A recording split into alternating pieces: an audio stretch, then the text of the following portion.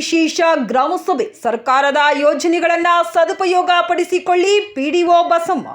ವಿಜಯನಗರ ಜಿಲ್ಲೆ ಕೂಡ್ಲಿಗಿ ತಾಲೂಕಿನ ಗುಡಿಕೋಟಿ ಗ್ರಾಮದ ಬುಧವಾರದಂದು ಕರ್ನಾಟಕ ಪಬ್ಲಿಕ್ ಶಾಲೆಯಲ್ಲಿ ಶಾಲಾ ಮಕ್ಕಳಿಗಾಗಿ ಹಮ್ಮಿಕೊಳ್ಳಲಾಗಿದ್ದ 2024-25ನೇ ಸಾಲಿನ ವಿಶೇಷ ಗ್ರಾಮ ಸಭೆಯನ್ನ ನಡೆಸಿದ್ದು, ಈ ಕಾರ್ಯಕ್ರಮದಲ್ಲಿ ವಿವಿಧ ಇಲಾಖೆಯ ಅಧಿಕಾರಿ ವರ್ಗದವರು ಭಾಗವಹಿಸಿದ್ದು, ಈ ಕಾರ್ಯಕ್ರಮದಲ್ಲಿ ಗ್ರಾಮ ಪಂಚಾಯಿತಿಯ ಗ್ರಾಮ ಅಧಿಕಾರಿಗಳಾದ ಬಸಮ್ಮ, ಗ್ರಾಮ ಪಂಚಾಯಿತಿ ಅಧ್ಯಕ್ಷರಾದ Krishna N Gudekoti, police sub inspector Subramanya, Karnataka public ಶಾಲೆಯ ಪ್ರಾಂಶುಪಾಲರಾದ ಎಂಟಿ ಗಿರೀಶ್, ಪ್ರೌಢಶಾಲೆಯ ಮುಖ್ಯ ಗುರುಗಳಾದ ರುಕ್ಮಿಣಿಬಾಯಿ, ಆರೋಗ್ಯ ಇಲಾಖೆ ಹಿರಿಯ ಸಹಾಯಕರು ಸೈಯದ್ ವಹಾಬ್, ಗ್ರಾಮ ಪಂಚಾಯಿತಿಯ ಎಲ್ಲ ಸದಸ್ಯರುಗಳು, ಗ್ರಾಮ ಪಂಚಾಯಿತಿ ವ್ಯಾಪ್ತಿಯಲ್ಲಿ ಬರುವ ಎಲ್ಲ ಶಾಲೆಗಳ ಮುಖ್ಯ ಗುರುಗಳು, ಆಶಾ ಕಾರ್ಯಕರ್ತರು, ಸ್ತ್ರೀ ಶಕ್ತಿ ಹಾಗೂ ಅಂಗನವಾಡಿ ಕಾರ್ಯಕರ್ತರು ಹಾಗೂ ಪಬ್ಲಿಕ್ ಶಾಲೆಯ ವಿದ್ಯಾರ್ಥಿನಿಯರು ಭಾಗವಹಿಸಿದ್ದು, ಕೆಲವರು ವಿದ್ಯಾರ್ಥಿಗಳು ತಮ್ಮ ತಮ್ಮ ಶಾಲೆಗಳಲ್ಲಿ ಬೇಕಾಗಿರುವಂತಹ ಮೂಲಭೂತ ಸೌಕರ್ಯಗಳ ಕುರಿತು ಗ್ರಾಮ ಪಂಚಾಯಿತಿ ಅಧ್ಯಕ್ಷರಿಗೂ ಹಾಗೂ ಸದಸ್ಯರುಗಳಿಗೂ ಮತ್ತು ಗ್ರಾಮ ಪಂಚಾಯಿತಿ ಪಿಡಿಒ ಬಸಮ್ಮ ಇವರಿಗೂ ಸಮಸ್ಯೆಗಳ ಕುರಿತು ಹೇಳುವುದರೊಂದಿಗೆ ಬೇಡಿಕೆಗಳ ಮನವಿ ಮಾಡಿದರು. ಸಂದರ್ಭದಲ್ಲಿ ಪಿಡಿಒ ಬಸಮ್ಮ ಹಾಗೂ ಅಧ್ಯಕ್ಷರಾದ ಕೃಷ್ಣ ಎಲ್ಲ ಮಕ್ಕಳಿಗೂ ಗ್ರಾಮ ಪಂಚಾಯಿತಿಯಿಂದ ಮಾಡಬೇಕಾಗಿರುವಂತಹ ಕೆಲಸಗಳನ್ನು ತಮ್ಮ ಶಾಲೆಗಳಿಗೆ ಮಾಡುವುದಾಗಿ ಭರವಸೆಯ ಮಾತುಗಳನ್ನಾಡಿದರು. ಹಾಗೆ ಅಧಿಕಾರಿ ವರ್ಗದವರು ಮಕ್ಕಳಿಗೋಸ್ಕರ ಯೋಜನೆ ಮಾಡಲಾಗಿದ್ದಂತಹ ಗ್ರಾಮ ಪಂಚಾಯಿತಿ ಸಭೆಯಲ್ಲಿ 13ರಿಂದ 20 ವರ್ಷದ ಮಕ್ಕಳಿಗೂ ಬಾಲ್ಯ ವಿವಾಹ ಹಾಗೂ ಸ್ವಚ್ಛತೆಯ ಕುರಿತು ಮತ್ತು ಮಕ್ಕಳ ಪೌಷ್ಟಿಕಾಂಶದ ಕುರಿತು ಜಾಗೃತರಾಗುವಂತೆ ಈ ಸಭೆಯಲ್ಲಿ ತಿಳಿಸಲಾಯಿತು. ಈ ಸಂದರ್ಭದಲ್ಲಿ ಎಲ್ಲಾ ಶಾಲೆಯ ವಿದ್ಯಾರ್ಥಿಗಳು, ಸಿಬ್ಬಂದಿ ವರ್ಗದವರು ಪಾಲ್ಗೊಂಡಿದ್ದರು. ವರದಿ ರಾಘವೇಂದ್ರ ಸಾಲುಮನಿ, ಕೂಡ್ಲಿಗಿ. ಮಕ್ಕಳ ವಿಶೇಷ ಗ್ರಾಮ ಸಭೆ, ವಿಶೇಷವಾಗಿ ಮಕ್ಕಳಿಗೆ, ಶಾಲಾ ಮಕ್ಕಳಿಗೆ ಈ ಕಾರ್ಯಕ್ರಮ ಮಾಡಿದ್ದಾರೆ.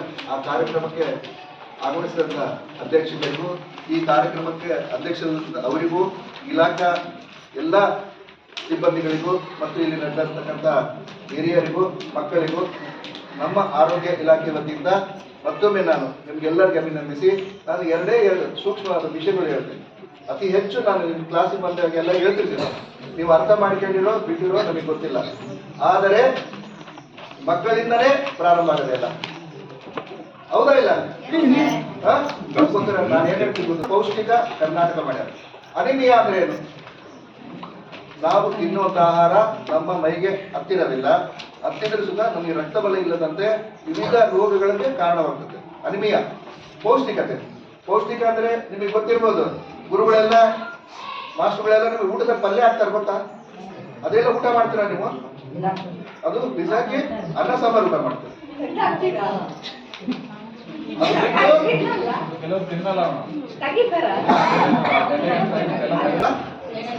ಊಟ ಮಾಡ್ತಾರೆ.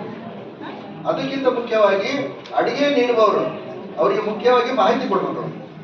ಯಾವುದೇ ಒಂದು ಆಹಾರ ಪದಾರ್ಥವನ್ನು ಬಿಡಬಾರ್ದು. ಅದನ್ನೇನಾಗ್ತೀರಿ ಗೊತ್ತದ? ನೀವು ಚೆಲ್ತೀರಿ, ಕೋಳಿಗೆ, ದನಗಳಿಗೆ ಅದಾಗ್ತೀರಿ, ಅವು ಪೌಷ್ಟಿಕವಾಗಿರ್ತಾವೆ. ಹೌದಾ ಇಲ್ಲ?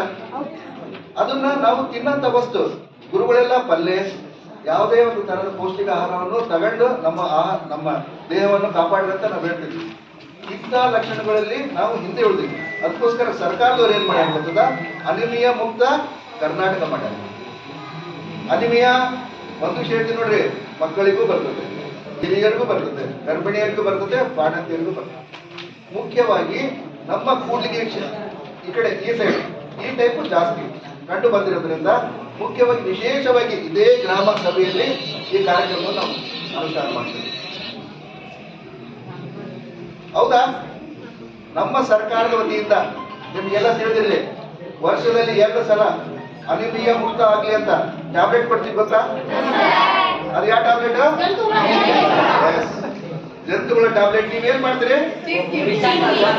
ಗವರ್ಮೆಂಟ್ ಇದ್ದಾಗ ಜಂಪಿಸ್ತೀವಿ. ನಮ್ಮ ಬಡ್ಡೆಯಲ್ಲಿರುವಂತಹ ಹಬ್ಬಗಳು ಹೇಳ್ತಿದ್ರೆ ಹಾಗೆ ಹೊಡೆಯಂತೀರ. ಇಲಾಖೆಯನ್ನು ನಾನು ಮನವಿ ಮಾಡ್ಕೊಳ್ಳೋದ್ರಿಂದ ಈ ಒಂದು 18 ವರ್ಷದ ಮಕ್ಕಳೊಳಗೆ ಆರೋಗ್ಯನ ಯಾವ ರೀತಿ ನಾವು ಮಾಡ್ಕೋಬೇಕು, ಶುಚಿತ್ವವನ್ನು ನಾನೇ ಹೇಳ್ಬೋದು, ಬಟ್ ಅವ್ರು ಹೇಳಿ ಅಂತ ನನ್ನ ಅನಿಸಿಕೆ. ಆ ಇಲಾಖೆಯರು, ಸಂಬಂಧಪಟ್ಟ ಇಲಾಖೆ ಹೇಳ್ತಾರೆ. ಇನ್ನು ಹೇಳೋದು ತುಂಬ ಇದೆ, ಇಷ್ಟು ಹೇಳೋಕ್ಕೆ ಅವಕಾಶ ಮಾಡಿಕೊಟ್ಟಂತೆ ದೂರವಾಗಿ ಮಾಡಬೇಕಿದೆ ಈ ಕಾರ್ಯಕ್ರಮನ.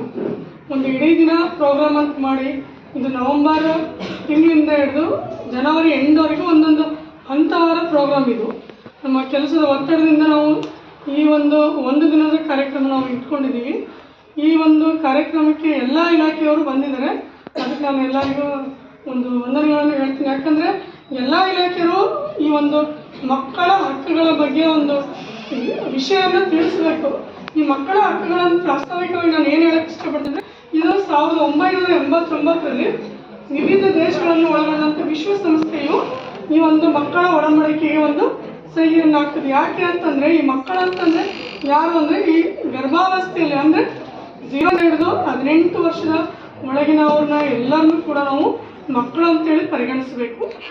ಅವ್ರನ್ನ ಮಕ್ಕಳ ರೀತಿಯಲ್ಲೇ ನೋಡಬೇಕು. ಯಾಕಂದರೆ ಅವ್ರ ಹಕ್ಕುಗಳು ಏನಿದವು, ಮುಖ್ಯವಾಗಿ ಪ್ರಮುಖವಾಗಿ 4 ಹಕ್ಕುಗಳನ್ನು ಕೊಟ್ಟಿದ್ದಾರೆ. ಮೊದಲನೇದಾಗಿ ಬದುಕುವ ಹಕ್ಕು, ಅಂದರೆ ಪ್ರತಿಯೊಬ್ಬ ಈ ಒಂದು ಭೂಮಿ ಮೇಲೆ ಹುಟ್ಟಿದಂಥ ಮನುಷ್ಯನು ಬದುಕಬೇಕು, ಸ್ವತಂತ್ರವಾಗಿ ಬದುಕಬೇಕು, ಮತ್ತು ಅವನು ತನ್ನ ಹೆಮ್ಮೆಯಿಂದ ತನ್ನ ತಂದೆ ತಾಯಿ ಹೆಸರಾಗಿ ತನ್ನ ಹೆಸರನ್ನು ಹೇಳಿಕೊಂಡು ಬದುಕುವಂಥ ಒಂದು ಹಕ್ಕನ್ನು ಕೊಟ್ಟಿದೆ. ಇನ್ನು ಎರಡನೇದು ಯಾವುದಪ್ಪ ಅಂದರೆ ಶಿಕ್ಷಣ ಹಕ್ಕು. ಈ ಪ್ರತಿಯೊಂದು ಮಗು ಕೂಡ ಶಿಕ್ಷಣದ ಹಕ್ಕನ್ನು ಪಡಿಬೇಕು ಅಂತೇಳಿ ಸರ್ಕಾರ ಏನು ಮಾಡಿದೆ, ಇವತ್ತು ಈ ಒಂದು 1992ರಲ್ಲಿ ಭಾರತ ಸರ್ಕಾರ ಏನು ಮಾಡುತ್ತೆ, ಈ ಮಕ್ಕಳ ಹಕ್ಕುಗಳ ಒಡಂಬಡಿಕೆಗೆ ಅಂಗೀಕಾರ ಆಗ್ತದೆ. ಕಾರಣ ಇಷ್ಟೇ, ನಮ್ಮ ದೇಶದಲ್ಲಿರುವಂಥ ಇವತ್ತಿನ ಮಕ್ಕಳು ಮುಂದಿನ 18 ವರ್ಷ ಆದಮೇಲೆ ಅವ್ರು ಏನಾಗ್ತಾರೆ, ಜನಪ್ರತಿನಿಧಿಗಳಾಗ್ಬೋದು ಅಥವಾ ಪ್ರಭುಗಳಾಗ್ಬೋದು. ಅಂದರೆ ಮುಂದಿನ ಪೀಳಿಗೆ ನೀವಿಲ್ಲ, ಇವತ್ತಿನ ಪ್ರಜೆಗಳನ್ನು ನಾವು ಹೇಳ್ತೀವಿ.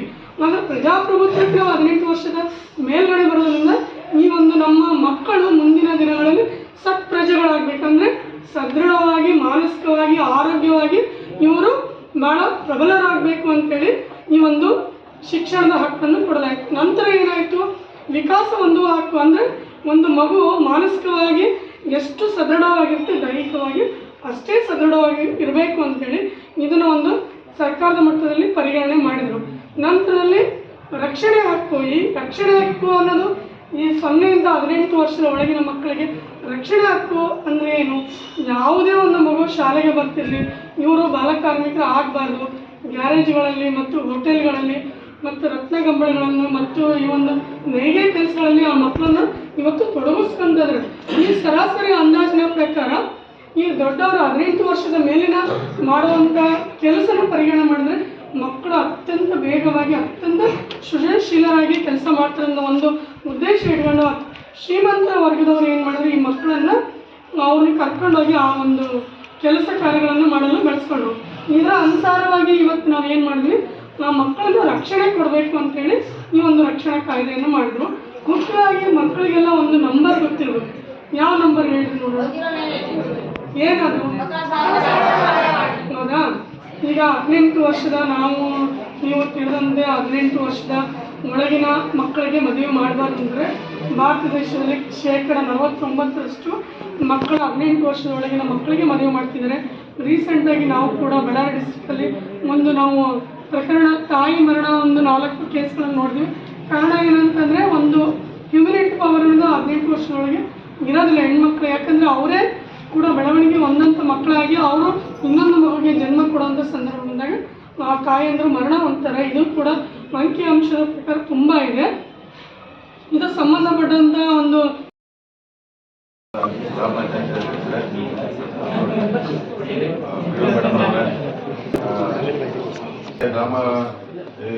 ಗ್ರಾಮ ಉದ್ಧಾರ ಆಗಬೇಕು ಅಂದರೆ ಯಾವ ರೀತಿ ಇರಬೇಕು, ಮಕ್ಕಳು ಯಾವ ರೀತಿ ಬೆಳಿಬೇಕು ಅನ್ನೋದು ಹೇಳಿದ್ದೀನಿ, ಗಮನಕ್ಕೆ ತಂದಿದ್ದೀನಿ. ಆದರೂ ಕೂಡ ಈ ದಿನ ಗ್ರಾಮ ಪಂಚಾಯತಿ ವತಿಯಿಂದ ಮಕ್ಕಳ ವಿಶೇಷ ಕಾರ್ಯಕ್ರಮವನ್ನು ಹಮ್ಮಿಕೊಂಡಿರ್ತಾರೆ. ಈ ವಿಶೇಷ ಕಾರ್ಯಕ್ರಮವನ್ನು ಹಮ್ಮಿಕೊಂಡಿದ್ದರಿಂದ ಮಕ್ಕಳಿಗೂ ಅಥವಾ ಸಾರ್ವಜನಿಕರಿಗೆ ಮಾಹಿತಿ ಇನ್ನೂ ಒದಗಿದಂತಾಗುತ್ತದೆ. ನಾನು ಹೇಳೋದಂದ್ರೆ ಮಕ್ಕಳು ಬೆಳಿಬೇಕಂದ್ರೆ ಮೇಡಮ್ ಹೇಳಿದ್ರೆ ಭಾಳ ಚೆನ್ನಾಗಿ ಹೇಳಿದ್ರೆ, ಸಂವಿಧಾನವನ್ನು ನೀವು ಓದ್ತಾ ಇದ್ದೀರಾ, ಓದಿದ್ರೆ ಮೇಷ್ಟ್ ಚೆನ್ನಾಗಿ ಹೇಳ್ತಿರ್ತಾರೆ. ನಾವು ಏನೋ ಓದ್ತಿರ್ತೀವಿ, ನಾವೇನೋ ಎಕ್ಸಾಮ್ ಬರೀತಿರ್ತೀವಿ, ಯಾವ ಹಕ್ಕುಗಳದಾವೇನೋ ಸುಮ್ಮನೆ ಪಟ ಮಾಡಿದ್ವೇನೋ ಎಕ್ಸಾಮ್ ಬರೀದ ಆಗಬಾರ್ದು. ಆ ಹಕ್ಕುಗಳನ್ನ ನೀಟಾಗಿ ಓದಬೇಕು.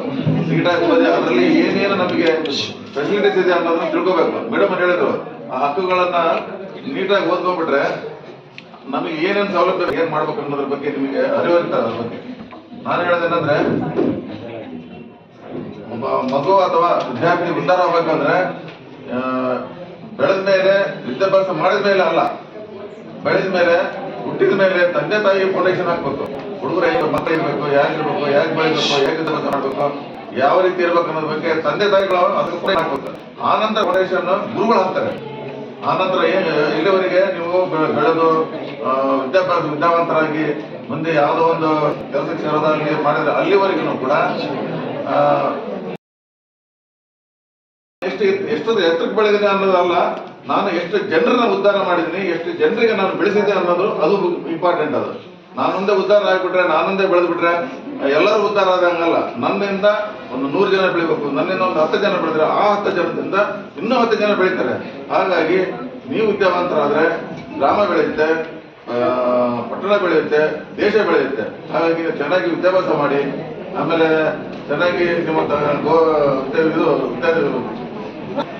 ಗೌರವ ಕೊಡ್ರಿ, ತಂದೆ ತಾಯಿಗಳಿಗೆ ಗೌರವ ಕೊಡ್ರಿ ಅಂತ ಹೇಳ್ತಾ, ಮತ್ತಿನ್ನು ಈ ಸಮಾಜದಲ್ಲಿ ಏನಂದ್ರೆ ಕೆಲವು ಅಹಿತಕರಗಳು ನಡೀತಿರ್ತವೆ. ಚುಡಾಯಿಸೋದಾಗ್ಲಿ ಅವರಿಗೆ ಬಗ್ಗೆ ನಾನು ಸುಮಾರು ಸಾರಿ ಹೇಳಿದ್ದೀನಿ. ಹೆಣ್ಮಕ್ಳ ಬಗ್ಗೆ, ಆಮೇಲೆ ಗಂಡು ಮಕ್ಳು ಏನು ಇಂಥ ಕೆಲ ಕೆಟ್ಟಗಳು ಮಾಡ್ತಿರ್ತಾರೆ ಅದನ್ನ ಅವಾಯ್ಡ್ ಮಾಡಬೇಕು. ಹೆಣ್ಮಕ್ಳ ಬಗ್ಗೆ ಗೌರವ ಇರಬೇಕು, ಅಕ್ಕ ತಂಗಿಯರ ಇರಬೇಕು ಆ ರೀತಿ. ಹಾಗಾಗಿ ಯಾವುದೇ ಕೆಟ್ಟ ಚಟ ಮಾಡಬಾರ್ದು.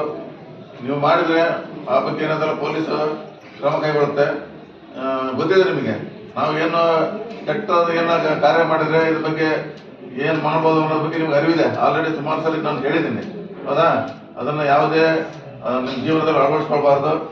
ಹಾಗೂ ಈ ಮೊಬೈಲ್ನ ಇವ್ರು ಹೇಳಿದ್ರು, ನಮ್ಮ ಅಧ್ಯಕ್ಷರು ಹೇಳಿದ್ರು, ಮೊಬೈಲ್ ಬಗ್ಗೆ ಬಹಳ ಗೀಳ್ಬಿಟ್ಟಿದೆ ಎಲ್ಲ ಜನರಲ್ಲಿ. ಹಾಗಾಗಿ ಮೊಬೈಲ್ನ ಅವಾಯ್ಡ್ ಮಾಡೋದು ಕಲೀರಿ.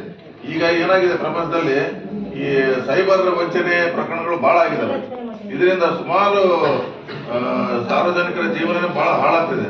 ಹಾಗಾಗಿ ಮೊಬೈಲ್ನನ್ನ ಹೆಚ್ಚಿಗೆ ಬಳಸಕ್ಕೆ ಹೋಗಬೇಡಿ. ನಾನು ಆಗಲೇ ಹೇಳಿದ್ದೀನಿ, ವಿದ್ಯಾಭ್ಯಾಸದ ದೃಷ್ಟಿಯಿಂದ ಮಾತ್ರ ವಿದ್ಯಾರ್ಥಿಗಳನ್ನ ಬಳಸ್ರಿ, ಯಾವುದೇ ಕಾರಣಕ್ಕೆ ಬಳಸಬೇಡ್ರಿ. ಆಮೇಲೆ ಬಾಲ್ಯ ವಿವಾಹ ಪದ್ಧತಿಗಳು ಆಗಬಾರ್ದು. ಅಂತ ಬಾಲ್ಯ ವಿವಾಹಗಳು ಆಗೋದು ಕಂಡು ಬಂದರೆ ಇಮಿಡಿಯೇಟ್ ಆಗಿ ನಮಗೆ ಮಾಹಿತಿ ನೀಡ್ರಿ. ಅಧಿಕಾರಿಗಳು ಇರ್ತಾರೆ, ನಾವಿರ್ತೀವಿ, ಅದ್ರ ಬಗ್ಗೆ ಸೂಕ್ತ ಕ್ರಮ ಕೈಗೊಳ್ತೀವಿ. ನೀವು ಮಾಹಿತಿ ನೀಡಿದ್ರೆ ನಮಗೆ ಗೊತ್ತಾಗೋದು. ನಾವೇನು ದೇವ್ರ ಪುರುಷರಲ್ಲ. ನೀವು ಹಿಂಗೆ ನಡೀತಾ ಇದೆ, ಹಿಂಗೆ ಆಗ್ತಾ ಇದೆ ಅಂತ ಹೇಳಿದ್ರೆ ಮಾತ್ರ ನಾವು ಅದ್ರ ಬಗ್ಗೆ ಮುಂದಿನ ಕ್ರಮ ಕೈಗೊಳ್ಬೋದು. ಹಾಗಾಗಿ ಯಾವುದೇ ದುಶ್ಚಟಗಳಿಗೆ ಒಳಗಾಗದಂತೆ ಒಳ್ಳೆ ರೀತಿಯಿಂದ ಬೆಳೆದು ಒಳ್ಳೆ ರೀತಿಯಿಂದ ತಂದೆ ತಾಯಿಗಳಿಗೆ ಸಾಕಿಸಲು ಅಂತ ಹೇಳ್ತಾ ಒಂದೆರಡು ಮಾತುಗಳನ್ನು ಕೊಟ್ಟು ಅವ್ರಿಗೆ ಸ್ವಲ್ಪ ಏನೋ ಫಾಲೋ ಅಪ್ ಮಾಡಿದ್ರೆ ಅವ್ರ ಕಡೆಯಿಂದ ನಮಗೆ ಭಾಳಷ್ಟು ನಾವು ಏನೋ ನಮ್ಮ ಅನುಕೂಲಗಳನ್ನ ಮಾಡ್ಕೋಬಹುದು ಅಂತೇಳಿ ಅಧ್ಯಕ್ಷರು ಹೇಳಿದ್ದಾರೆ. ಅವ್ರಿಗೆ ಮತ್ತೆ ಮೇಡಮ್ ನೀವು ಕೂಡ ಒಂದು ಲೆಟರ್ನ ಮಾಡಿಕೊಟ್ರೆ ನಮ್ಮ ಅಧ್ಯಕ್ಷರುಗಳಿಗೆ ಅವರು ಕಾರ್ಯರೂಪಕ್ಕೆ ತರ್ತಾರೆ ಅಂತ ಹೇಳಿ ನನ್ನ ಭರವಸೆಯನ್ನ. ನಮಗೆ ಹಿಂದಿ ಬದಲು ಸರ್ IT ಅಂತ ಸಬ್ಜೆಕ್ಟ್ ಬಂತು, ಅದಕ್ಕೆ ಶಿಕ್ಷಕರಿಲ್ಲ ಸರ್. ಅದು ಆಕ್ಚುಲಿ ನಮ್ಮ ಇಲಾಖೆಯ ಸಮಸ್ಯೆ. ಅದು ಆಕ್ಚುಲಿ ಇಲಾಖೆ ದೇಶ ನಮ್ದು. ನಮ್ಮಲ್ಲಿ IT ಅನ್ನೋ ಒಂದು ಇದನ್ನ ಹಾಕಿದ್ರೆ ಎಲ್ಲ ಕಡೆ ಅದು ಡಿಪ್ಲೊಮಾ ಹೋಲ್ಡರ್ ಆಗಿರ್ತಕ್ಕಂಥ, ಇಂಜಿನಿಯರ್ ಆಗಿರ್ತಕ್ಕಂಥ ಟೀಚರ್ಸ್ಗಳನ್ನ ನೇಮಕ ಮಾಡಬೇಕಂತ ಇದೆ. ಅವ್ರನ್ನ ನಮಗೆ IT ಅನ್ನ ಉದ್ಘಾಟನೆ ಮಾಡಿ ಕೊಟ್ಟು ಆ ಟೀಚರ್ಸ್ನ ಕಳಿಸಿಲ್ಲ. ಅದು ಇಲಾಖೆ ಸಮಸ್ಯೆ. ಸಾಧ್ಯವಾದರೆ ಇಲಾಖೆಯವರು ಬಂದಾಗ ನಾವು ಇವ್ರ ಮೂಲಕ ಹೇಳ್ಸಕ್ಕೆ ಪ್ರಯತ್ನ ಮಾಡೋಣ. ಓಕೆ, ಧನ್ಯವಾದಗಳು.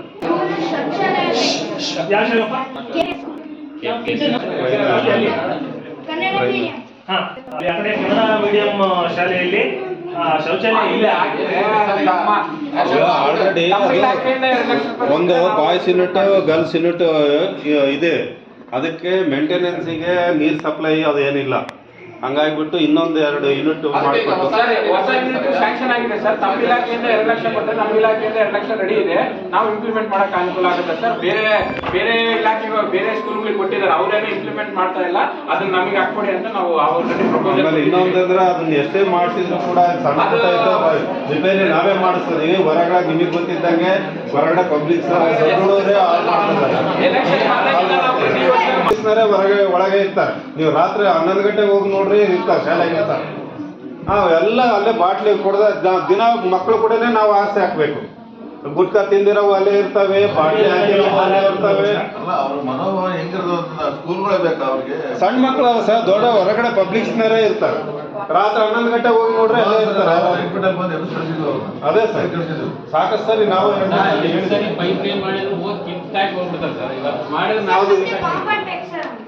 ನಿಮಗೂ ಕಾಂಪೌಂಡ್ ಬೇಕು, ಎತ್ತರಿಸ್ಬೇಕು. ನನ್ನ ಪ್ರಪೋಸಲ್ ಇದೆ ಸರ್, ನೋಡಿ ಅಧ್ಯಕ್ಷರೇ. ಆಮೇಲೆ ಅಂತಂದ್ರೆ ಸರಿಯಾದ ನ್ಯೂಟ್ರಿಷನ್ ದೇಹಕ್ಕೆ ಸಿಗದೆ ಇರ್ತಕ್ಕಂಥದ್ದು, ರಕ್ತದ ಕೊರತೆ ಆಗ್ತಕ್ಕಂಥದ್ದು ಅಂತ ಹೇಳ್ತಾರೆ. ಕೇಳಲಿ, ತುಂಬಾ ಒಂದು ಒಳ್ಳೆ ಮಾಹಿತಿಯನ್ನ ಕೊಟ್ಟರು ಅವರು.